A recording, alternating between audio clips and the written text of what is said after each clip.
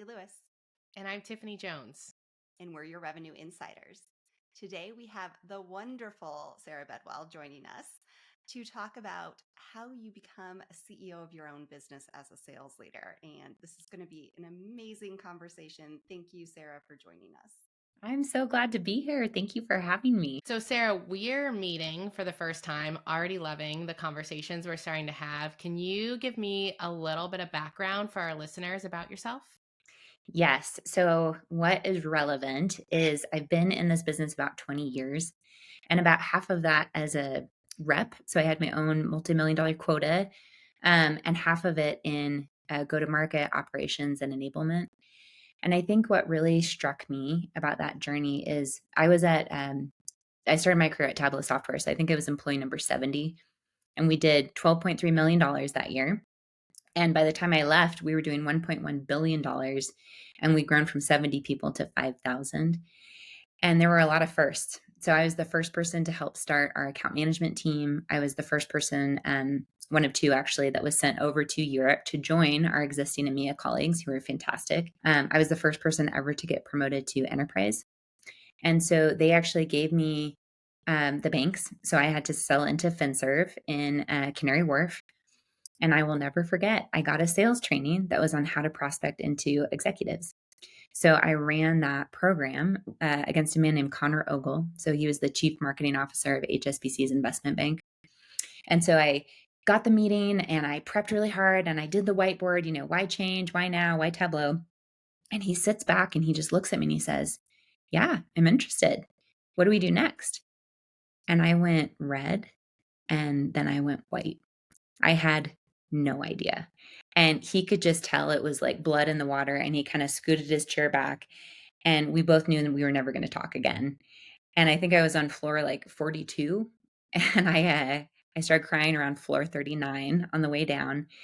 And I got down to the bottom and I called a friend of mine who'd been a like top enterprise rep for forever. And I said, "JJ, I don't think I can do this."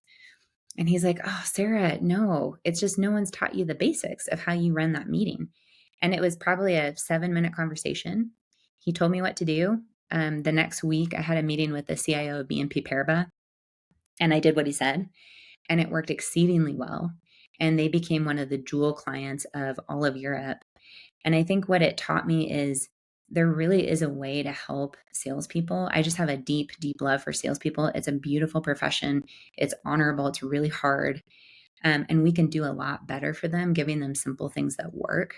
So that's a lot of what lights my fire and why I'm so passionate about helping managers understand the same things about managing, because most of them haven't had the JJ call yet. I love that. I found you, and the way we were connected was I was talking to a bunch of others in the enablement community, and you are the top name that comes up when I asked around how do we get our sales leaders to understand their role. And you have a philosophy that sales managers should be a CEO of their own business. Can you tell me at the highest level what you mean when you say that? Yes. So, in short, sales leaders have really powerful go to market levers to use. They need to be able to identify what those are. They need to be able to analyze what their goal is and their gap to that goal. And then they need to be able to apply those levers to have a plan, a concrete step by step plan on how they're going to close that gap. And that's what I spend a lot of time working with frontline leaders doing. Now, what's cool about that is it actually is not rocket science. And when someone sees it laid out, painted by numbers, they get it right away. It's just that for most frontline managers, they haven't had somebody do that walkthrough with them. And so that's what I feel really passionate about doing with them. I'll share a quick little story here. We actually had one of our sales leaders meet up with Sarah in her hometown, and they had this conversation over coffee. And he came back and he was so excited. And he just said, "Everyone always tells me to be the CEO of my business, but I never understood what that meant." And Sarah just opened my eyes. So I'm excited for our audience here that you're going to do that for them today. My pleasure. And boy, shout out to that manager. What a wonderful person. We met up at a coffee shop. We ended up spending 3 hours. I think he gave my daughter all his pastries. And we just had the best conversation. And it was really cool to see it come to life where he was just connecting the dots so clearly on exactly what to do. Because my goal is that by the end, they feel really confident. It can be really scary when you don't have a plan.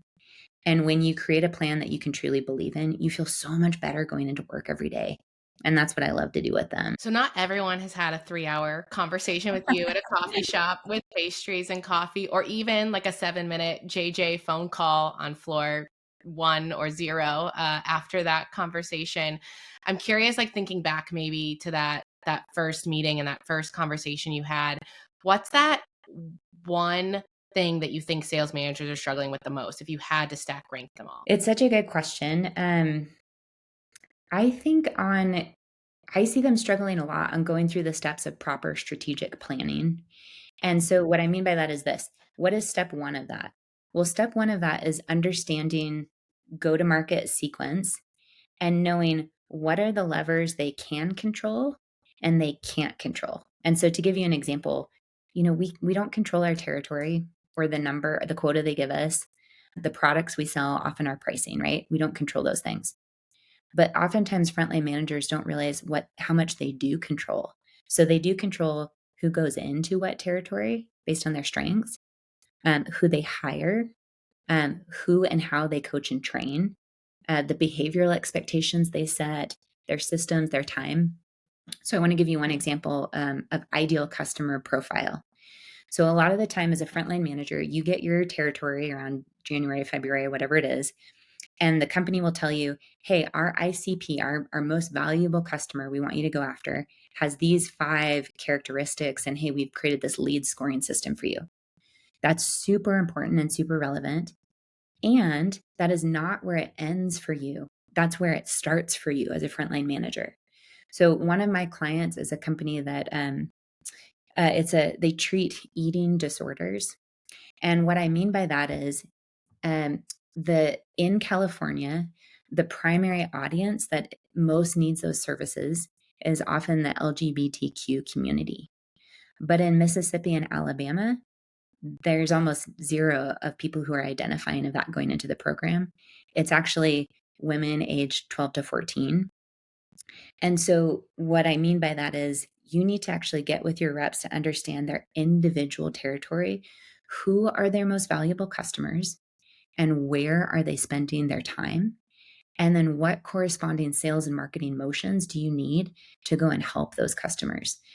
Even things like geo coding within your territory. So you might say, well, my reps only sell over the phone, so it doesn't matter. But I am telling you, if you want to give a referral to someone, it's better to give them a referral near their hometown than it is on the other side of the country. They might buy the same way. They might say, oh, hey, my kid's in this little league and yours is too, or we have this event that's coming up. So that's the type of double clicking level planning that a frontline manager can help their team members be much more productive with. You are like, I'm getting tingles. I live in the strategy world like day to day, and we just kicked off our strategy for next year. And if I could, I just want to capture, we are thankfully for everyone, everything you just said, and I'm just going to present it to my sales leaders because it's so valuable to hear that connection from what you're saying the strategy is to the tactical elements of what you actually do with that strategy, how you implement it. It's often the missing link in what makes organizations successful. Oh, totally. So now you're getting into my teaching brain. So what do humans need to understand something? So what do our frontline managers need to understand something? I do, we do, you do, right? So what I do, I'm going to show you the way, and then we're going to do it together, and I'll catch you and give you feedback, and then you go do it in real life, and let's examine the results and until you're proficient. So what does a human need for I do? They need a model. Like here's a formula you can follow, and then they need to hear an example of that. And I think with a lot of the training we do for frontline managers is we tell them concepts, like you need to do IC planning in your territory, but then we don't give them tangible examples where they know what the heck it is that we're talking about. I also think there needs to be that moment of, so what do humans need to learn? They need engagement. So they need to understand the purpose, so the connection for them. They need to have agency, some belief that they can actually get there. And they need to feel safe that when they try it and make mistakes, there's going to be no psychological harm, right? So about the purpose, I talked to a manager who literally told me to my face, we're not converting enough leads in pipeline. And as we dug into it, I said, well, how many times are you contacting each lead? Because, industry best practice right now, it takes 7 to 9 times after COVID. It used to be 3 to 5. And she said, well, only 3 to 4 because there's so many.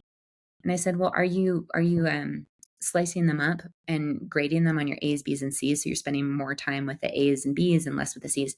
No, I don't believe in that. I just want to do a shotgun approach. And this is the manager. So sometimes there needs to be a winning hearts and minds conversation too, to say, well, how many working hours are there in a week? 2,080. So roughly 2,000. How many of those are actual selling where you're not driving to meetings and in team meetings and admin? Call it 1,000. So let's say that selling a deal takes 10 hours. You get to work on 100 deals this year, and your win rate, if you're good, is maybe 33%. So you're only going to close 33 of those deals. So, it damn well better be accounts that have a high propensity to buy. And if you don't believe in that and you don't know how to identify that in your accounts, that is one of the number one reasons I see sales leaders miss their quota. They're not helping their team understand their own individual ICP. They're not measuring the percentage of time they're spending in it, because you want it to be upwards of 70% in that. And most sales leaders, you'll find it's about 30%. So long-winded way of answering your question, but I'm super passionate about where they spend their time. One thing that I love that you always talk about is control your controllables. And at the beginning of the conversation, you mentioned something about a lot of sales leaders or sales managers don't know what levers they have to use and what they can control. There's got to be some psychology around that. Do you know why that is? Like, why are we seeing managers not really understanding what they can control? That's such a good question. I guess I only have a theory. I don't know, but I don't see a lot of programs around that. I see a lot of, like, for example, Kelly, you and I are both involved with the University of Washington, I think, on helping them with their curriculum. So I actually teach in a program at UW in their MBA course. And it's a course on go-to-market. And I think it's one of the few in the whole country. And so I think it's an underserved area. But here's what I think is cool about that. As I said before, it's not rocket science. And so in your own company, if you actually create a program that explains to them in sequence what those levers are and step by step how to do strategic planning, this is not out of their reach. This is within all of our reach. You just have to sit down and actually map that out for them. I truly think that. But Kelly, I don't know. What do you think? What do you see? Yeah, no, I absolutely agree with you. I was the reason I asked the question is I was actually talking to some of my sales leaders and reps the other day, and we were talking a little bit about the pre-COVID, post-COVID world, as well as just different generational things that we're seeing. And I think in the world of selling, 7 years ago, you were in an office and a lot of times, and you were with your peers and you were hearing them think strategically and talk strategically about their business. Today, sales managers are not often in a room together. And so they don't get to learn from each other in ways that they used to. And so I think as a sales leader, you have to be really intentional about how you bring your sales managers together to learn from each other so they can really gain that knowledge and, to your point, understand what those levers are others are using to be really successful. Oh, I agree. In fact, I think as I'm thinking about second and third level leaders, so directors and VPs, how do humans learn, right? So we start out Blanchard's cycle. We don't even know what we don't know. So we wouldn't even know to ask about levers or any of that stuff. Then someone explains it to us, and at least we know what we don't know now. And we need to try it out, and we need to experiment, and we need them to guide us. And we get into that third level where it's conscious competency. We can do it, but it's taken a lot of effort. We need feedback, and then eventually we become masters of it, and we get to level 4. So as a second and third line leader, I think inspect what you expect. Go ask your frontline manager, I want you to walk me through high level step by step how you're planning your business. And just see, do they have a concrete grasp of it, or are they missing a lot of basic sales operational principles? And then if they are, it's time to inform them of what they don't know, right? And actually walk them through that. I think that's a tremendous value add that second and third line can bring, without a doubt. I think, talking about that shift in that we've seen post COVID in the last, I think 7 years is a good point to put it, because it happened a little bit before then. But we have so many sales managers, frontline managers that have grown up in this post COVID world. They were ICs and now they're frontline Yes. leaders. And so there's so much more that they don't know. And I think Kelly, you totally nailed it. Like they're missing that in-office connection where they hear those things just naturally happening. And I love kind of your perspective on the levers and the analysis, Sarah, on your own territory. But how do you translate that at a broader level to a whole organization of frontline managers that need that? Is it just the top down from the sales leaders, or do you see other teams playing a role in supporting those frontline managers? Definitely. I mean, ideally, I'd love it to be a marriage between sales leadership and rev ops, right? But what I think needs to happen, and at least what I've seen success in, is you really do need to build out a step-by-step template and a step-by-step process where you're taking them through that. And so, for example, I just have a couple notes on, how we do that. So it starts with saying, how are you going to analyze your goal and your gap? So if you get assigned your number, go and look at that territory of accounts. Historically, what has it produced? Go look at the health of your pipeline. So, and all the things, the velocity and the dropout rate and the weighting, is it late stage, early stage? But what can you anticipate from that pipe? And so then you have a pretty clear picture of, I think if all things were equal, we'd produce about this, and we've got about this much pipeline, and you know that there's going to be a gap. And then you help them do the backwards math of saying, how many leads do we need that will then convert to, qualified first meetings and then to sales and through. And then they get a sense of how many leads they actually need to generate. Now, places that they'll go wrong, where sales ops can provide a lot of guidance, or revenue ops can provide guidance, is things like, how long does it take to source a lead? Does it take 3 weeks of prospecting before they will confirm a first meeting? How many leads do you need to call before you get that first meeting? And so you're really backing into a full end-to-end picture.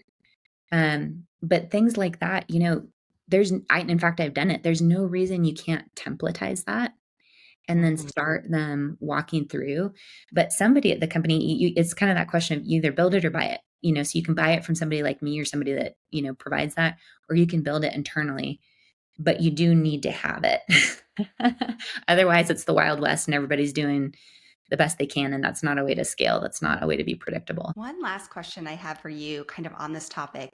Something that we've talked a lot about is operational cadence when it comes to frontline managers and how they can control their operational cadence. How do you think about that? Yeah. So there's an incredible woman named, I think, Kelly Nolan, who's also out of Seattle. And she talks a lot about how one of the beautiful parts of having a system is it takes the mental load off of you, because that system is going to provide those things. And then you can have so much more brain space to do the other things you want. So I think the most important thing is, certainly as a frontline manager, best practice is you want to spend upwards of 40% of your week hands-on in the business with your team on deals. So that looks like preparing, deal strategy conversations, account strategy conversations. That looks like prepping for specific meetings. That looks like participating in meetings. That looks like listening to the meetings and debriefing and coaching afterwards. So if you look at, I've done calendar studies over calendar studies, and most managers, before they go through a program like mine, are spending 15%, so 15%. So they're pretty far away from that. It's an eye-opening moment. If you haven't done a calendar study, I highly recommend it. So how do you shift? How do you get to that 40%? Well, one of the things that you need to do is you need to get really clear on what business objectives you need to deliver every week. And then you need to devise a system of interactions that delivers that for you. So oftentimes, for example, as an AE frontline manager, we talk about forecast, which means accurate forecasting within the current period, as compared to pipe review, which means, are we creating sufficient pipeline to meet our number in current and future periods? Those should be two totally separate meetings with two totally separate agendas.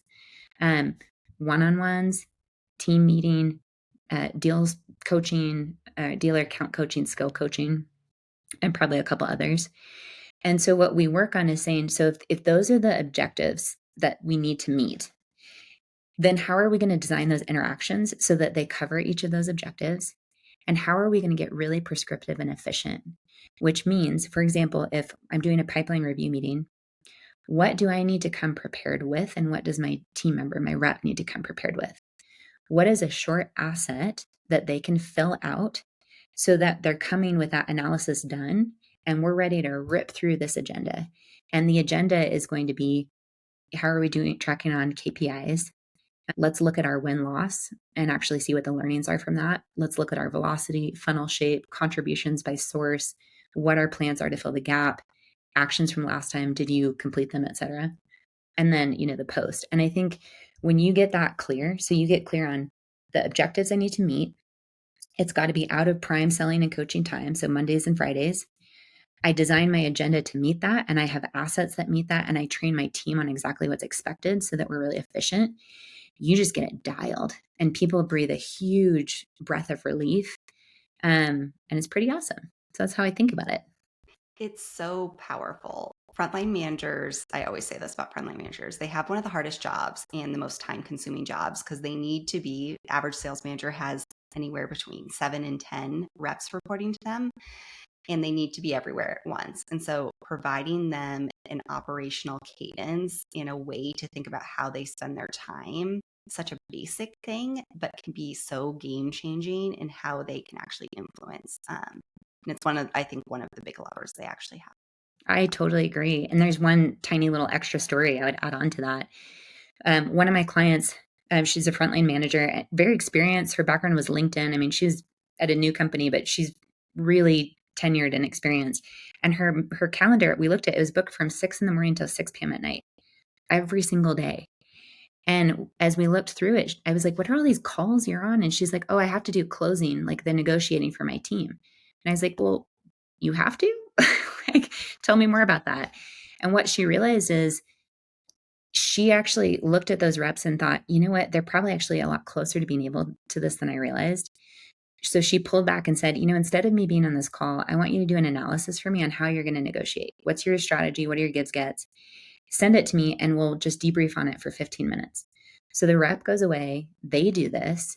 It takes her 3 minutes to read this document. And then another 15, they talk through it. What did she learn? First of all, they had like 90% of it right. So they were actually a lot further along than they realized. She was able to course correct a couple of things. They go do the call.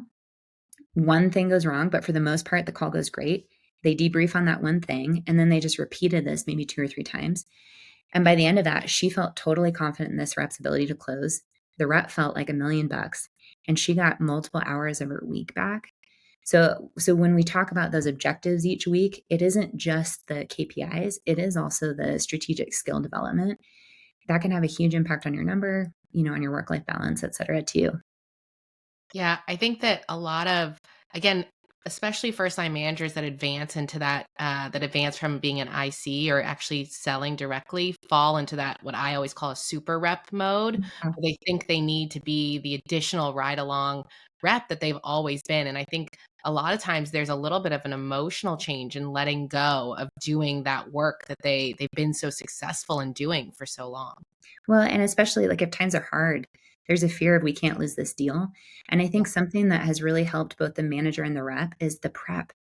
Have the rep, give them a model, show them an example, and then have them show you the prep, and you can edit it and work with them beforehand.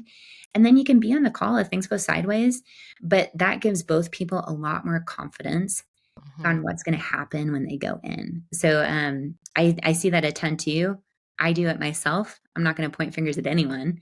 And a little bit of prep can go a long way. Okay, Sarah. So you shared at the beginning of the call a phenomenal career history. You've done a lot of things. You were a rep. You moved internationally. You moved into enablement and operations, and then you were a chief of staff. When you made the move from carrying a bag and being a rep to the more operations, enablement, chief of staff side of the house, what surprised you the most? So what surprised me the most is how much more impact upstream go-to-market decisions have than any individual rep skill. And I know that can sound really shocking, But most reps will perform kind of within a band, a little under, a little over. You've got some outliers, but designing the right territory for someone, having the right marketing coverage for them, not falling behind in your hiring so you don't have that gap. All of those things, frankly, are going to have more impact on you hitting your number. And it was so obvious to see that once I became chief of staff and started making those decisions. And that's why I can't encourage frontline managers enough. Go become best friends with your sales ops people. If you don't know what you don't know, sit down and carve this out. And I know it's super hard. Go plan, once a month or whatever it is, 2 hours, and have them take you through how they do their modeling, how they do their thinking. Ask to sit in on those VP meetings. Before you know it, you will start to understand how that business works, and you will feel so powerful when you come back to your seat. So I think that it staggers me to this day. And that's why I became fascinated with merging enablement and go-to-market, because that's where you really get results. Love that. I'm curious as well. So you've talked a little bit about your clients today. So you've made the move into consulting. Are you happy that you've shifted from kind of that role you just talked about into the consulting world? So happy. I chose consulting for work-life balance, and I didn't realize that it is like a playground for learning. It is just so fabulous to be able to get to work with companies of all different sizes, of all different industries. I think it's really important to have both, because there is nothing that can replace you being inside a company and owning a result start to finish. There's nothing that can replace that. So I really am glad that I spent the first 10 years of my career doing that. And then since moving to consulting, I feel the superpower it's given me is I get to go out and see best practices from across the globe. And I get to then distill those best practices and give them back to my clients. And so now I'm able to see when I go in and they say, we need a training program for this. And I'll start to ask them, well, what's the condition of your upstream go-to-market components? When's the last time that you refreshed your ICP? Do you understand your buyer's journey? And is your team using those personas? What's the condition of your sales process? Does it have customer verified exit criteria? Things like that. And I'm able to stop a train that is going to leave the station, that's going to train on things that won't work because of that knowledge. So I love it. I'm having the best time. It's awesome. And you're excellent at it, which helps. Oh, thank you, Kelly. Well, I will say I have adored so much our working relationship. I learn from you all the time. You're a thought leader in your space, and I so enjoy that and appreciate it. So thank you for making me better too. It's been wonderful. Thank you, Sarah. Yeah. Okay, one last question. If there was one piece of advice you would go back in time and tell your younger professional self, what would it be? I would say, if you see a problem, it's not going to go away on its own. So if you see the problem, you may as well start taking the steps that you need to go and educate yourself and figure out what you need to do, because just pretending it doesn't exist is only going to make it worse. That is so true. I love that. Yeah, 100% true. And I would credit that to Josh Vitello at Tableau. He kind of connected the dots for me on that one. But now that I know that, then it's just, what's the next step that you can take on cracking that one open? Sarah, thank you so much for your time today. You gave us so much insight into how to really think about those go-to-market levers when you're talking about being a CEO, analyze where your gaps are, and even some of those tips around the math you need to do to back into what your day actually looks like and where you prioritize things so you can create a strategic plan. I mean, quick conversation. I know you have so much more insight to give than we gave you in these 30 minutes, but I appreciate all of it so much. It is an absolute pleasure. And I love nothing more than talking shop about this. So if anybody listening wants to reach out on LinkedIn, I think, Kelly, that's how Annie and I first got connected. Reach out. I love to talk these things through and problem solve and brainstorm together. So thanks for the conversation. Great questions. This was so fun. Awesome. Well, thank you, Sarah. And thank you to everyone listening to the pod. If you enjoyed this episode, please rate us on Apple, Spotify, or wherever you are listening. I'm Kelly. And I'm Tiffany. And we are your Revenue Insiders. Talk to you soon.